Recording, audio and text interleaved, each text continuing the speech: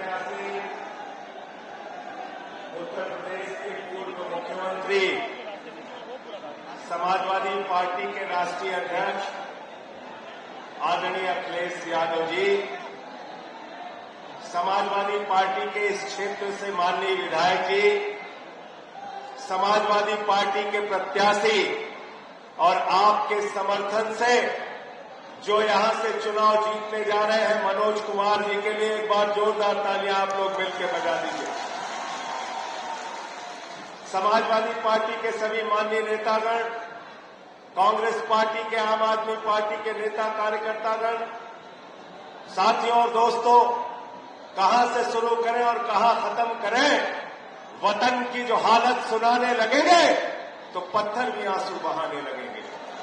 वतन की जो हालत सुनाने लगेंगे तो पत्थर भी आंसू बहाने लगेंगे। अगर भीड़ में खो गई आदमियत तो उसे ढूंढने में जमाने लगेंगे। आदमियत का, इंसानियत का कत्ल किया जा रहा है मौजूदा सरकार के अंदर, उसको बचाने के लिए हम सारे लोग इकट्ठा हुए हैं।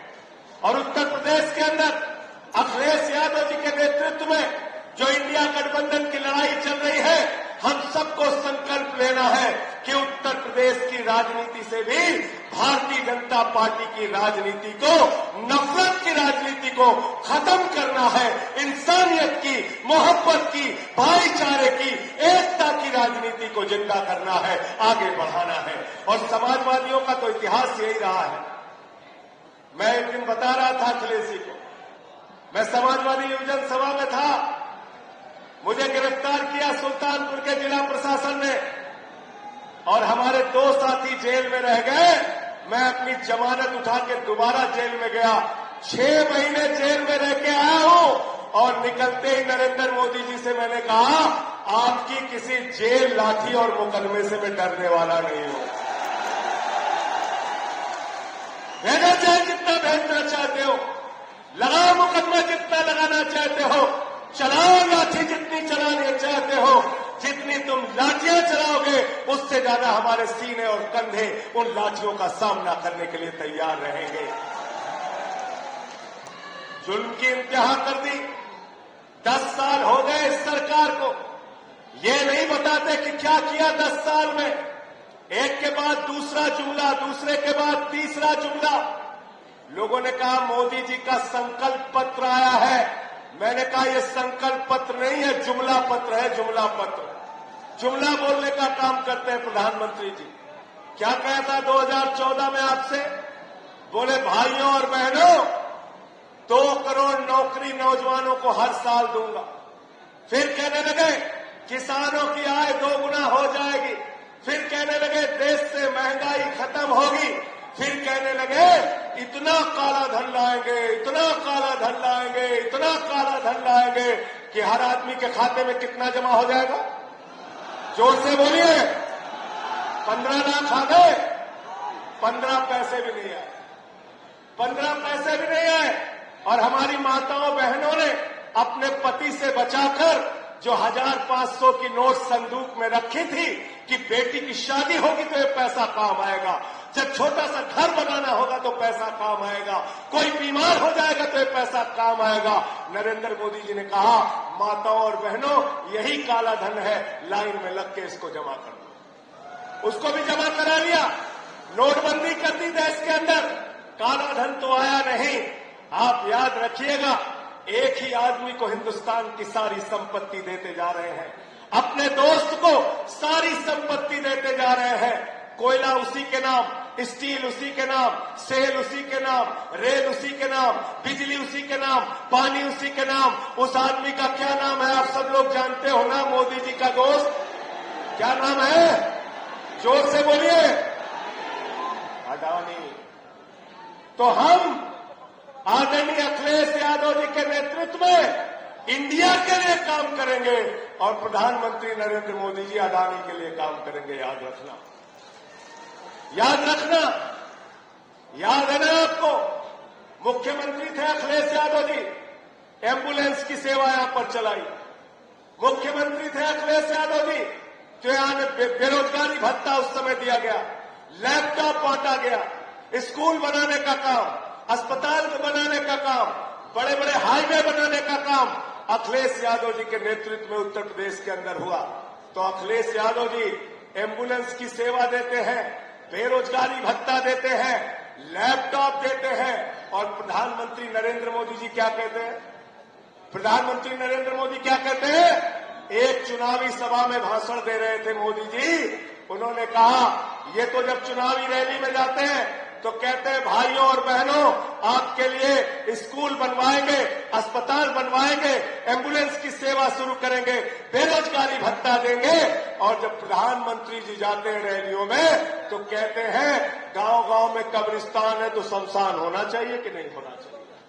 कहते हैं कि नहीं कहते हैं? हमको शमशान नहीं चाहिए, हमको अपने बच्चों के लिए स्कूल चाहिए, अस्पताल चाहिए, अच्छी शिक्षा चाहिए, बिजली चाहिए, पानी चाहिए। क्या कर रहे हैं देश में? चुनी हुई सरकारों को बर्खास्त कर रहे हैं, चुनी हुई सरकारों को तोड़ तोड़ के गिरा रहे हैं। झारखंड में एक आदिवासी नेता, एक मुख्यमंत्री को, हेमंत सोरेन को पकड़ के जेल में डाल दिया।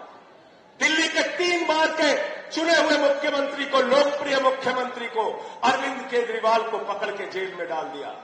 आज मैं पूछना चाहता हूं आप लोगों से, नगीना के लोगों से मैं पूछना चाहता हूं, जरा हमको बताओ, अगर कोई आदमी चुनाव जीत रहा होता है तो अपने विरोधियों को गिरफ्तार कराता है क्या?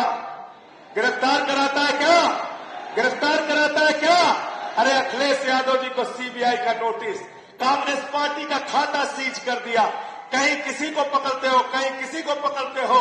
और 2014 के बाद हिंदुस्तान में एक वॉशिंग मशीन आई है जिसका नाम है नरेंद्र मोदी वॉशिंग मशीन। बड़े बड़े भ्रष्टाचारियों का पाप धुल देते हैं। एक फिल्म आई थी, राम तेरी गंगा मैली हो गई, पापियों के पाप धोते हो धोते। भाजपाइयों के लिए मैं कहना चाहता हूं, भाजपा तेरी पार्टी मैली हो गई, गुनहगारों के पाप धोते धोते। प्रधानमंत्री जी कहते हैं हमारी गारंटी है, कहते हैं मोदी की गारंटी है, एक भी भ्रष्टाचारी को नहीं छोड़ूंगा, इसकी गारंटी है। मैंने कहा मोदी जी बिल्कुल ठीक आप कह रहे हैं, ये मोदी की गारंटी है, किसी भ्रष्टाचारी को नहीं छोड़ूंगा, इस बात की गारंटी है। पूरब से लेकर पश्चिम तक, उत्तर से लेकर दक्षिण तक जितने भ्रष्टाचारी हैं सबको बीजेपी में शामिल करूंगा, इस बात की गारंटी है। गलत तो नहीं कह रहा हूं? गलत तो नहीं कह रहा हूं? अजीत पवार पे 70,000 करोड़ का घोटाला लगाते हो, उसको अपने साथ शामिल कर लेते हो। छगन भुजबल पे भ्रष्टाचार का आरोप, बीजेपी के साथ। प्रफुल्ल पटेल पे भ्रष्टाचार का आरोप, बीजेपी के साथ। नारायण राणे पे भ्रष्टाचार का आरोप, बीजेपी के साथ। अशोक चौहान पे भ्रष्टाचार का आरोप, बीजेपी के साथ। हसन मुश्रीफ पे भ्रष्टाचार का आरोप, बीजेपी के साथ। तपस राय पे भ्रष्टाचार का आरोप, बीजेपी के साथ। मुकुल राय पे भ्रष्टाचार का आरोप, बीजेपी के साथ। जनार्दन रेड्डी पे भ्रष्टाचार का आरोप, बीजेपी के साथ। हेमंत विश्व शर्मा पे भ्रष्टाचार का आरोप, बीजेपी के साथ। सारे भ्रष्टाचारियों को अपनी पार्टी के साथ शामिल कर लेते हो मोदी जी। तो इसलिए मैंने बीजेपी के लिए नारा दिया है, जो जितना बड़ा भ्रष्टाचारी वो इतना बड़ा पदाधिकारी। यह बीजेपी का नाम। और मैं तो कहता हूं भ्रष्टाचार के खिलाफ जब भाजपाई बोलते हैं तो ऐसा लगता है डाकू गब्बर सिंह और ओसामा बिन लादेन अहिंसा पे उपदेश दे रहा है, अहिंसा पे उपदेश दे रहा है। कितना अहंकार हो गया मोदी जी को। गाना बज रहा है देश भर में, सुना होगा आप लोगों ने गाना। आज रामनवमी का दिन है, आप सबको रामनवमी की शुभकामनाएं भी देता हूं, लेकिन याद कीजिए कितना अहंकार इनके मन में। क्या कह रहे हैं? जो राम को लाए हैं हम उनको लाएंगे। क्या कहना है? जो राम को लाए हैं हम उनको लाएंगे। नरेंद्र मोदी जी, आप अपने मन में इतना अहंकार मत पालिए।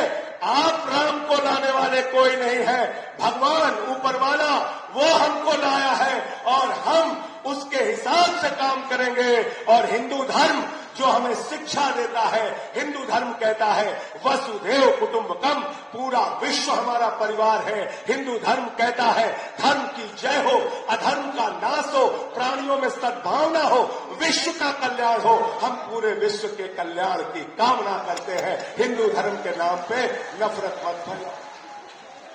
और कहते हो हिंदुओं का भला कर रहे हैं, हिंदुओं का भला कर रहे हैं।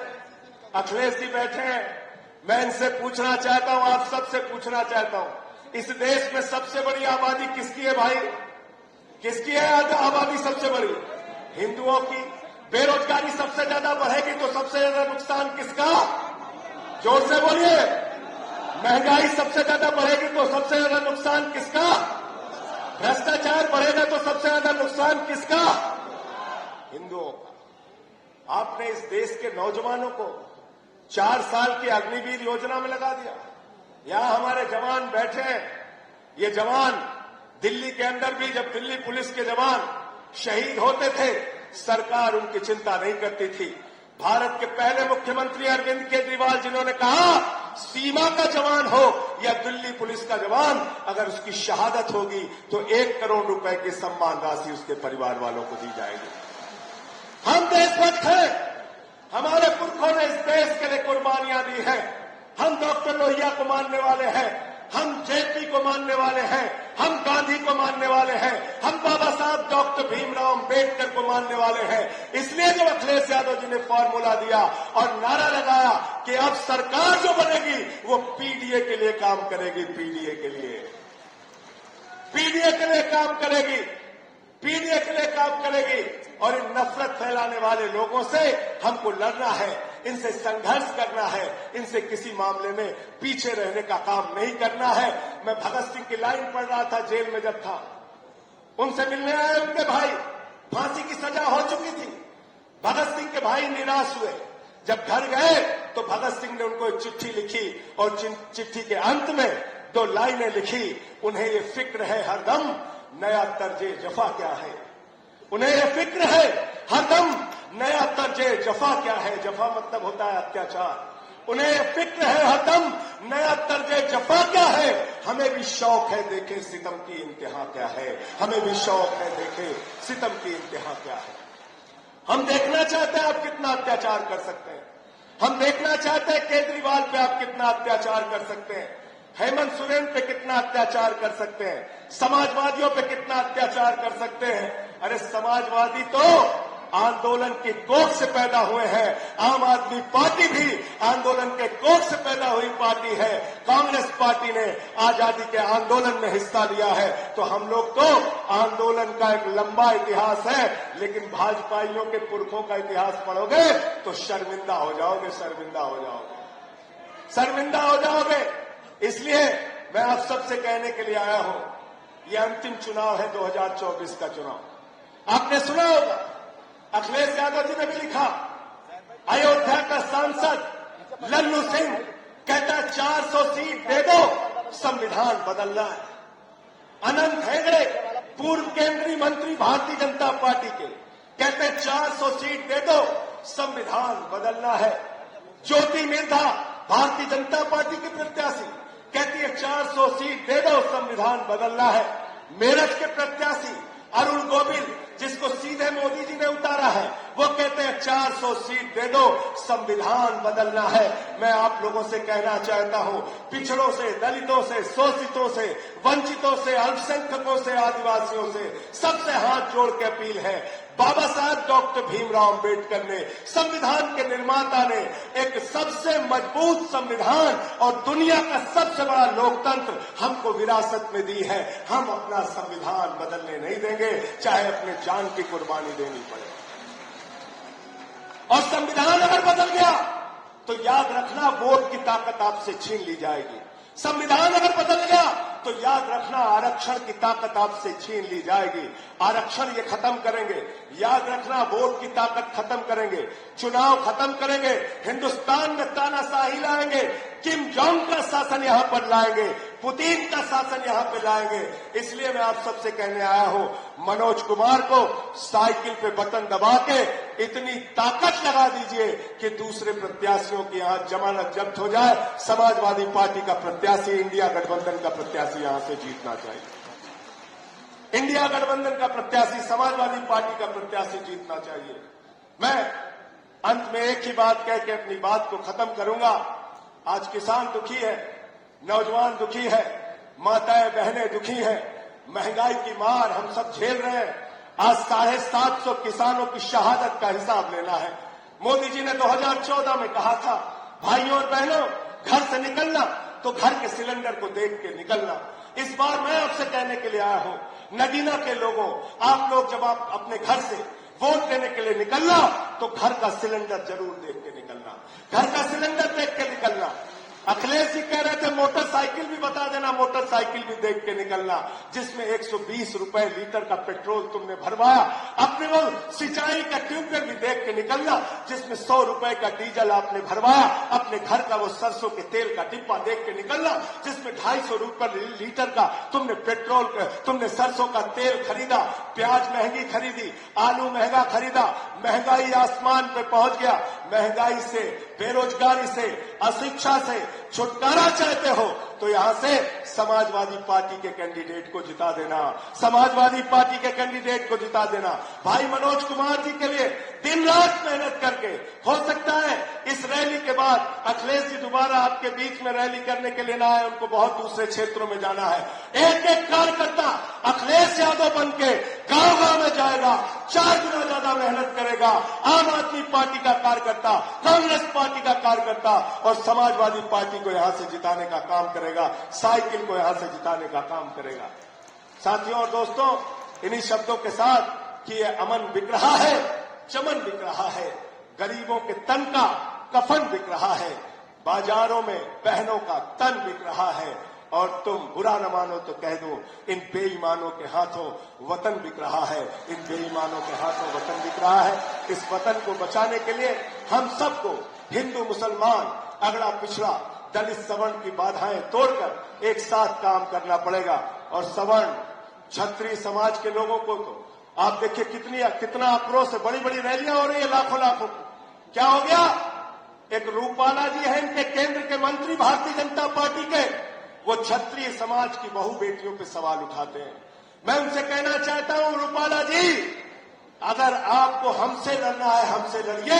हमारे समाज के बहु बेटियों पे सवाल उठाएंगे तो बर्दाश्त नहीं किया जाएगा, सूद समेत आपको जवाब दिया जाएगा। सब लोग मिलकर इकट्ठा होकर बीजेपी को हराओ, मोदी को हटाओ, तानाशाह को हटाओ, लोकतंत्र को बचाओ, संविधान को बचाओ। जय हिंद, इंकलाब जिंदाबाद।